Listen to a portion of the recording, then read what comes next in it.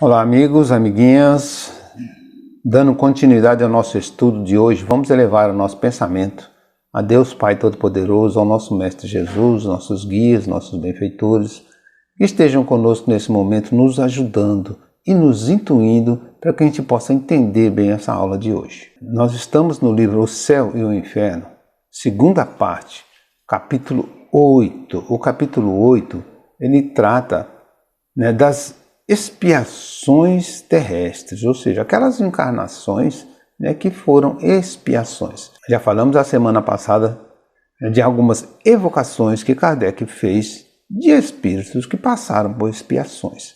E vamos continuar hoje com mais alguns exemplos.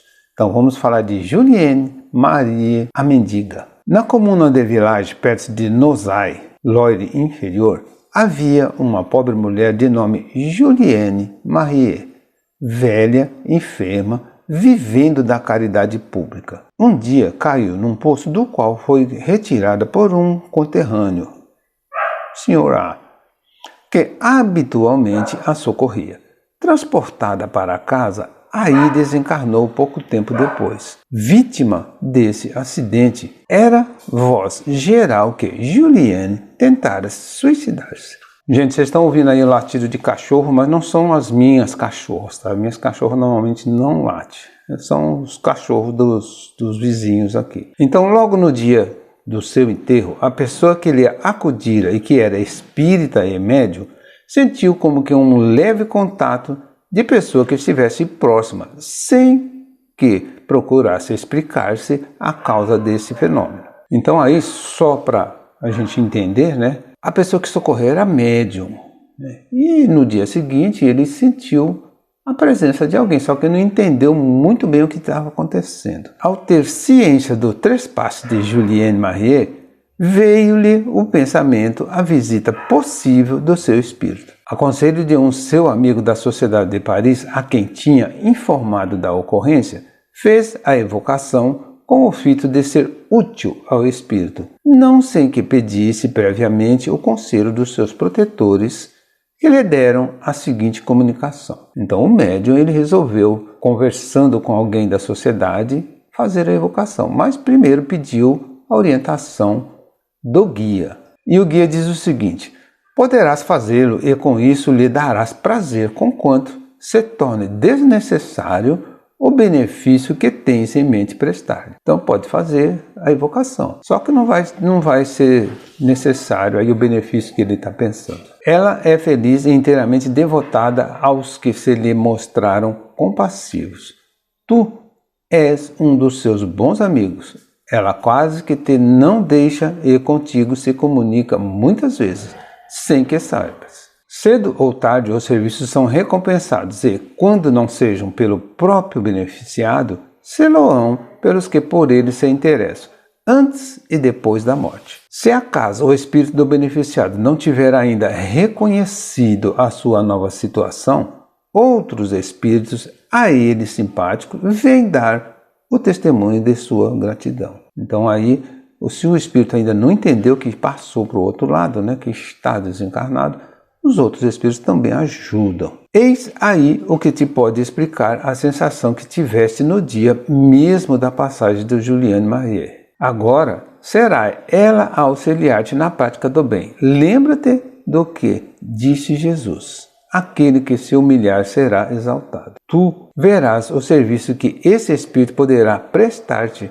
desde que lhe peça assistência com o intuito de ser útil ao próximo. E aí foi feita a evocação então da Julienne. Boa Julienne Marie, sei que sois feliz e é tudo quanto desejava saber. Isso não impede, porém, que de vós me lembre muitas vezes, bem como de não vos esquecer nas minhas preces. A resposta: tem confiança em Deus, procura inspirar os bons doentes uma fé sincera, pois assim alcançarás sempre o que desejares. Não te preocupes jamais com a recompensa, porque ela será sempre superior ao que podes esperar. Deus sabe recompensar justamente a quem se dedique ao alívio dos seus irmãos, inspirado pelo absoluto desinteresse. A não ser assim, tudo é ilusão, é quimera. Então aí ela já veio trazendo uma informação inteligente, uma informação de um espírito evoluído.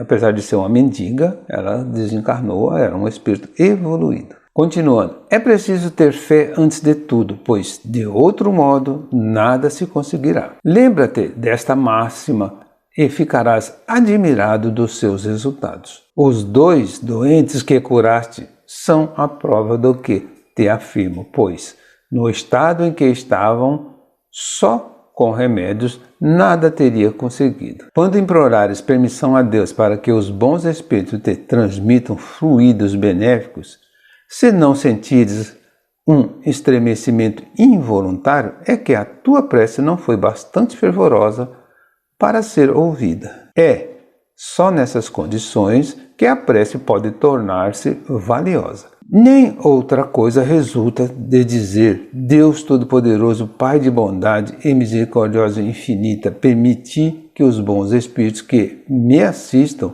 na cura de, citar o nome da pessoa, tende piedade dele, Senhor, restituí-lhe a saúde, porque sem vós eu nada posso fazer. Seja feita a vossa vontade. Então, normalmente a oração deve ser feita nesse sentido, porém, com fervor, como ela diz antes. Se a prece não for com fervor, não será ouvida. Se não sentir nada, é porque a prece não foi ouvida. Então, tem que se fazer com fé, com fervor. Continuando, tens feito bem em não desdenhar os humildes. A voz daquele que sofreu resignadamente as misérias do mundo é sempre ouvida e nenhum serviço deixa jamais de ser recompensado. Agora, uma palavra a meu respeito, confirmativa do que acima te disse. O Espírito te explica a minha linguagem de Espírito, sem que, aliás, me seja preciso entrar em minúcias a tal respeito. Outro sim, julgo inútil falar-te da minha existência anterior. A situação em que me conheceste na terra far-te-á compreender e julgar as precedentes encarnações, nem sempre isentas de mácula. Condenado a uma existência miserável, enferma, inválida, mendiguei em toda a minha vida. Não acumulei dinheiro e na velhice as parcas economias não passavam de uma centena de francos, reservada para a hipótese de ficar chumbada no leito entrevada. Então ela, nessa encarnação, mendigou praticamente a vida toda, não juntou dinheiro nenhum, o pouquinho que tinha era só o mínimo necessário para não ficar dependendo de alguém, era o que ela pensava. Se ela ficasse na cama, ela tinha que ter algum sustento. Deus, julgando suficiente a expiação e a prova, deu-lhe um termo, libertou-me da vida terrestre sem sofrimentos, porquanto não me suicidei como a princípio julgaram. Então, como ela explica, Deus achou que já era suficiente. E aí, ela desencarnou. Mas não foi suicídio. As pessoas pensaram que ela tinha se suicidado, mas não foi. Não sofri ao dar-se o meu transpasse e sou feliz por ter cumprido a minha missão sem vacilações resignadamente. Tornei-me útil na medida das minhas forças, evitando sempre prejudicar os meus semelhantes. Hoje recebi o prêmio e dou graças a Deus, ao vosso divino mestre, que mitiga o travo das provações, fazendo-nos esquecer, quando encarnado, as faltas do passado, ao mesmo tempo que nos põe sobre o caminho almas caridosas, outros tantos auxiliares que atenuam o peso ou fardo das nossas culpas anteriores. Então ela diz que Deus colocou aí junto dela outras almas, alguém para ajudar, como esse amigo que a socorreu e a socorria sempre, que seriam almas caridosas e auxiliando aí só para diminuir o peso da expiação. Persevera tu também que, como eu, serás recompensado. Agradeço-te as boas preces e o serviço que me prestaste. Jamais o esquecerei. Um dia nos tornaremos a ver e muitas coisas te serão explicadas, coisas cuja explicação hoje seria extemporânea. Fica certo somente da minha dedicação de que estarei a teu lado sempre que de mim precisares para aliviar os que sofrem. A mendiga, velhinha, Juliane Marie. Então ela assina aí como a mendiga velhinha, né? E ela deixa claro que ela vai estar ali sempre para ajudar. Então é um espírito que foi evocado, mas que a partir daí, ou depois dessa encarnação, passou a trabalhar como ajudante, como guia espiritual, como um trabalhador espiritual da casa, da Sociedade de Paris. Evocado a 10 de junho de 1864 na Sociedade de Paris, o espírito Julien ditou a seguinte mensagem. Então, depois de um tempo, foi evocado novamente. Caro presidente, obrigado por quereres admitir-me ao vosso centro. Então, foi admitido ao centro como um guia da casa. Previste sob o ponto de vista social a superioridade das minhas antecedentes encarnações,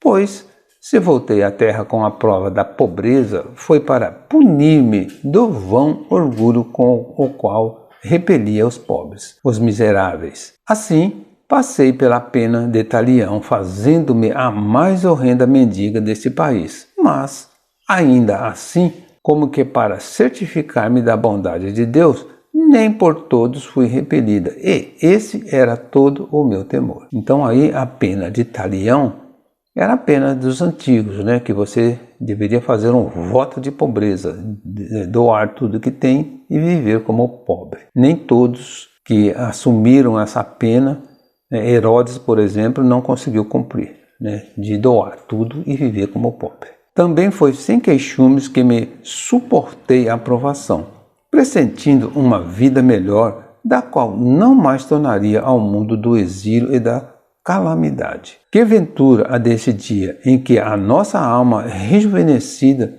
pode franquear a vida espiritual para aí rever seus amados. Sim, porque também amei e considero-me feliz pelo encontro dos que me precederam. Então ela ficou satisfeita, né, por aquela ventura, ou por aquele momento de ter se libertado da expiação e conseguir reencontrar os entes queridos. Obrigada. Aí ela cita o nome, né, da pessoa que ela está agradecendo. Então, obrigada a esse bom amigo que me facultou a expressão do reconhecimento. Sem a sua mediunidade, eu não lhe poderia provar agradecida que minha alma não se esquece das benéficas influências de um coração bondoso, qual o seu, recomendando-lhe que procurasse progredir em sua divina crença. Já que ele tem por missão regenerar as almas transviadas, que fique bem certo do meu auxílio. E eu posso retribuir-lhe pelo cêntuplo o que por mim fez, instruindo-o na senda que percorreis. Agradecei ao Senhor ao permitir que os bons espíritos vos orientem, a fim de animar-lhes o pobre nas suas mágoas e deterdes o rico em seu orgulho. Capacitai-vos de quanto é vergonhosa a repulsa para com os infelizes, servindo-vos o meu exemplo, a fim de evitar o retorno à terra em expiação de faltas nas dolorosas posições sociais que vos coloquem tão baixo a ponto de seres considerado escória da sociedade. Assinado Juliane Marie. Então aí ela vem agradecer ao amigo que ajudou enquanto encarnada, em que ajudou depois de desencarnada, né? E ela diz que ele tem que capacitar, no caso aqui, né? E explicar às pessoas que é muito vergonhoso, né? Você ter uma repulsa por gente pobre, né? E da mesma maneira, né? As pessoas que são ricas ou que têm uma posição social melhor, isso não quer dizer que vai para o céu ou que vai ter uma vida boa, né? Então ela diz que essa repulsa, esse maltrato que algumas pessoas fazem com outros, resultam em dolorosas expiações, que foi o caso dela. E agradece aí e se coloca à disposição. Uma outra comunicação, transmitida fala o nome da pessoa, né? Então, transmitida esta comunicação, ele, por sua vez, obteve a que se segue, o que é, aliás, uma confirmação. Então, depois que ele transmitiu essa primeira comunicação ali, ele passou para alguém, né? E ele recebeu uma outra comunicação, que é confirmação da primeira. E aí ele faz uma pergunta: boa Juliane, uma vez que é vosso desejo auxiliar-me com os vossos conselhos, a fim de que me adiante em nossa santa doutrina, vinde comunicar-vos comigo, certa de que me esforçarei por aproveitar-vos os ensinamentos. Então aí a pessoa agradece e pede, né? Já que ela se propôs a ajudar, que venha se comunicar. Resposta: lembra-te da recomendação que vou fazer e não te afaste dela jamais. Procura sempre ser caridoso na medida das suas forças. Compreendes a caridade tal como deve ser praticada em todos os atos da vida. Não tenho necessidade, por conseguinte, de aconselhar-te uma coisa da qual podes tu mesmo ser o juiz. Então está aconselhando e diz que não tem muita necessidade de fazer esse conselho, mas ele tem que entender isso. Todavia, dir-te-ei que siga a voz da consciência, a qual jamais te enganará, desde que a consulte sinceramente. Não te iludas com as missões a cumprir, pequenos e grandes, cada qual tem sua missão. Penosa foi a minha, porém eu fiz jus a tal posição em consequência das precedentes existências, como confessei ao bom presidente da Sociedade Mater de Paris, que um dia vos há de congregar a todos. Esse dia vem menos longe do que supões, pois o Espiritismo caminha a passos largos, apesar de todos os óbices que se lhe antepõem. Então, óbices quer dizer obstáculos, né? O Espiritismo caminha a passos largos, apesar dos obstáculos que existem aí. Segui, pois, sem temores fervorosos adeptos. Segui que os vossos esforços serão coroados por outros tantos êxitos. Que vos importa o que de vós possam dizer? Colocai-vos acima da crítica irrisória, a qual recairá sobre os próprios adversários do Espiritismo. Então, para não se importar com as críticas, que ela vai recair sobre quem está criticando. Os orgulhosos julgam-se fortes, pensando poder aniquilar-vos, mas, bons amigos, tranquilizai-vos e não receeis enfrentá-los, porque são os menos invencíveis do que porventura possais supor. Dentre eles há muitos receosos de que a verdade lhes venha deslumbrar os olhos. Esperai que acabarão por vir auxiliar a coroação da obra. Então, que não é para temer os adversários, que eles não são tão invencíveis assim. Entre eles existem aqueles, né, que têm medo que a verdade venha deslumbrar aí, que realmente tudo aquilo seja verdade e eles fiquem deslumbrados, né? Então é para esperar que eles vão acabar chegando. E ela assina como Juliette Marier. Então Kardec explica o seguinte: aqui está um fato repleto de ensinamentos. Quem se dignar meditar sobre estas três comunicações, nelas encontrarão condensado todos os grandes princípios do Espiritismo. Logo, na primeira comunicação, o Espírito manifesta a sua superioridade pela linguagem, qual gênio benfazejo, e como que, metamorfoseada, esta mulher radiante vem proteger aqueles mesmos que a desprezaram sobre os andrajos de miséria. É a aplicação dessas máximas evangélicas. Os grandes serão rebaixados e os pequenos serão exaltados. Felizes os humildes, felizes os aflitos, porque serão consolados. Não desprezeis os pequenos, porque aquele que vos parece pequeno neste mundo pode ser bem maior do que julgais. Então essas são as explicações de Kardec sobre essas três comunicações aí. Uma outra comunicação. Max, o mendigo.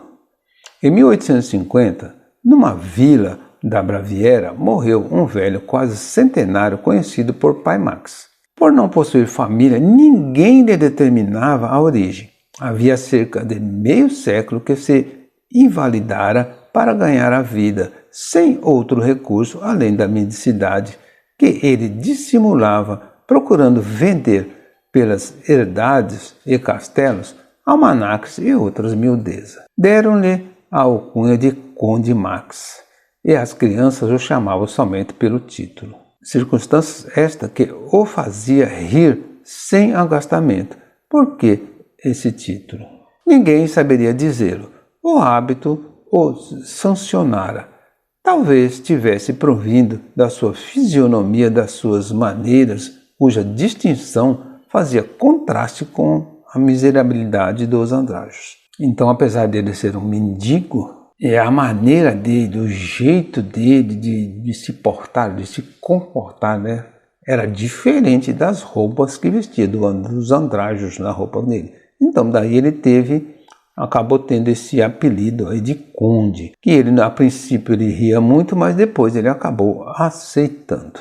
Muitos anos depois da morte, Max apareceu em sonho a filha do proprietário de um castelo em cuja estrebaria era outrora hospedado, porque não possuía domicílio próprio. Nessa aparição, disse ele: agradeço o ter lembrado do pobre Max nas vossas preces, porque o Senhor as ouviu. Há uma caritativa que vos interessaste pelo pobre mendigo.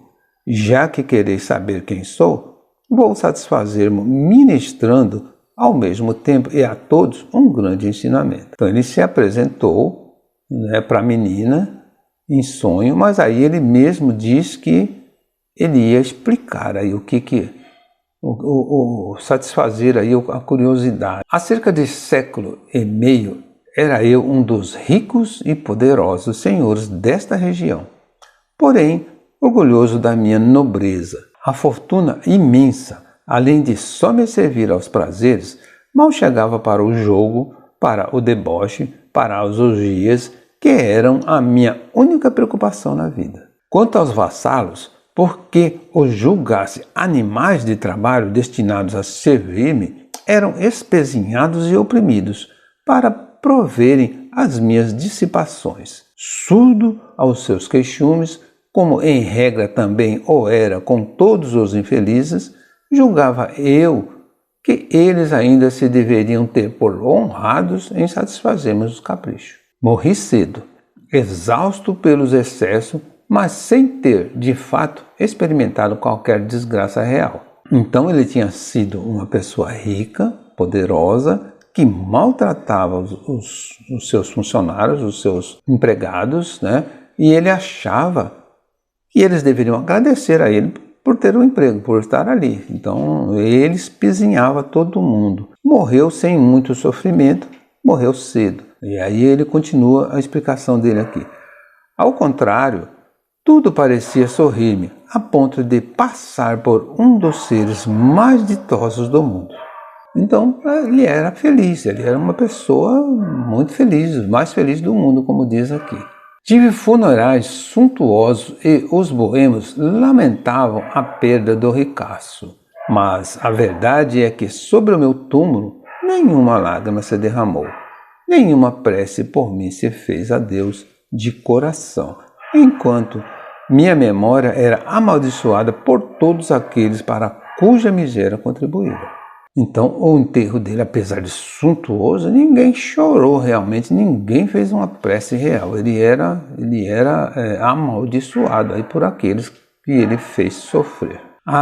E como é terrível a maldição dos que prejudicamos, pois essa maldição não deixou de ressoar meus ouvidos durante longos anos que me pareceram uma eternidade. Depois, por morte de cada uma das vítimas, era um novo espectro ameaçador ou sarcástico que se erguia diante de mim, a perseguir-me sem tréguas, sem que eu pudesse encontrar em vão esconso onde me furtasse as suas vistas, nem um olhar amigo. Então, depois de desencarnado, quando aqueles que ele fez sofrer morriam, eles vinham atormentá-lo, sem tréguas. E ele não tinha onde se esconder e também não tinha nem um olhar de alguém que fosse amigo. Os antigos companheiros de devassidão, infelizes como eu, fugiram, parecendo dizer-me desdenhosos: tu não podes mais custear os nossos prazeres.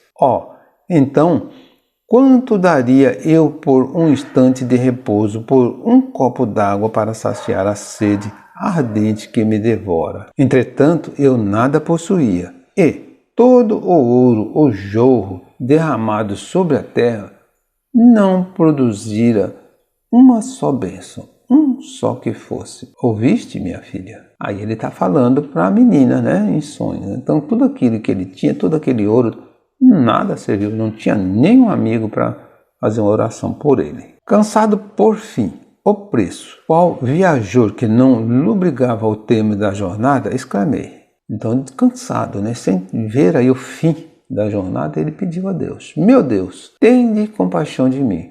Quando terminará essa situação horrível? Então, uma voz, primeira que ouvi depois de haver deixado a terra, disse: quando quiseres. Que será preciso fazer, grande Deus? Repliquei. Dizei-o que a tudo me sujeitarei. É preciso o arrependimento, é preciso te humilhares perante os mesmos a quem humilhaste. Pedir-lhes que intercedam por ti, porque a prece do ofendido que perdoa é sempre agradável ao Senhor. Então ele recebeu essa informação aí, né, que ele tinha que se humilhar, pedir perdão àqueles que ele ofendeu. E eu me humilhei e eu pedi aos meus vassalos e servidores que ali estavam diante de mim e cujos semblantes, pouco a pouco mais benévolos, acabaram por desaparecer. Isso foi para mim como que uma nova vida. O desespero dava lugar à esperança, enquanto eu agradecia a Deus com todas as forças da minha alma. Então, na última encarnação, ele se humilhou, ele pediu, né? Ele pediu àqueles para quem ele tinha prejudicado antes, agora ele pedia, ele se humilhava diante deles. A voz acrescentou: príncipe. A que respondi: não há aqui outro príncipe senão Deus, o Deus onipotente que humilha os soberbos. Perdoai-me, Senhor, porque pequei. E se tal for da vossa vontade, fazei-me servo dos meus votos. Então, nessa oração, ele pediu para Deus uma nova reencarnação. Alguns anos depois, reencarnei numa família de burgueses pobres. Ainda criança, perdi meus pais e fiquei só no mundo, desamparado. Ganhei a vida como pude, ora como operário, ora como trabalhador de campo, mas sempre honestamente, porque já cria em Deus. Mas aos 40 anos fiquei totalmente paralítico, sendo-me preciso daí por diante mendigar por mais 50 anos, por essas mesmas terras de que fora o absoluto Senhor. Nas herdades que me haviam pertencido, recebia uma migalha de pão, feliz quando por abrigo me davam o teto de uma estrebaria. Ainda, por uma acerba ironia do destino, apelidaram-me Senhor Conde. Durante o sono, aprazia-me percorrer esse mesmo castelo onde reinei despoticamente, revendo-me no fausto da minha antiga fortuna. Ao despertar, sentia-me de tais visões uma impressão de amargura e tristeza, mas nunca uma só queixa se me escapou dos lábios. E quando a Deus aprouve chamar-me, exaltei a sua glória por me haver sustentado com firmeza e resignação numa tão penosa prova, da qual hoje recebo a recompensa. Quanto a vós, minha filha, eu vos bendigo por ter orado por mim. Então aí ele conta o porquê, né, que ele era chamado conde, apesar de mendigo, apesar de paralítico, né, ele tinha uma postura de um rei, né, de um soberano. Então foi chamado de conde. Mas ele, nessa última encarnação, agradecia quando alguém dava um teto para ele, não uma estrebaria. E aí ele diz à menina que agradece por ela ter orado por ele. E Kardec dá a seguinte explicação. Para este fato, pedimos a atenção de todos quantos pretendem que, sem a perspectiva das penas eternas, os homens deixariam de ter um freio às suas paixões. Um castigo como este do Pai Max será, porventura, menos profícuo do que essas penas sem fim nas quais hoje ninguém acredita? Então Kardec está dizendo, as penas, né, eternas que a igreja pregava, será que a pena eterna é pior do que esse castigo ou esse castigo é pior? Será que as penas eternas faz com que o espírito se modifique? Ou esse tipo de pena de reencarnação, vivendo tudo aquilo que fez de errado e tendo que se humilhar, pedir perdão, faz com que o espírito melhore muito mais do que uma pena eterna que ficava lá sem ter fundamento, sem ter um fim e sem ter nenhum proveito, sem esperança de um dia se modificar. Então, no sistema, né, da reencarnação e das provas e expiações, ou seja, as expiações dos erros, a pessoa do espírito, né, tem um objetivo. Se ele se melhorar, ele progride. Então, é sempre um objetivo, uma melhora. E a melhora é sempre o melhor caminho. Encerramos aqui mais uma parte do livro O Céu e o Inferno, capítulo 8. E pedimos àqueles que ainda não se inscreveram no nosso canal que o façam, para nos ajudar, para que a gente possa melhorar esse trabalho, possa continuar com esse trabalho. Que assim seja. Que Jesus abençoe a todos.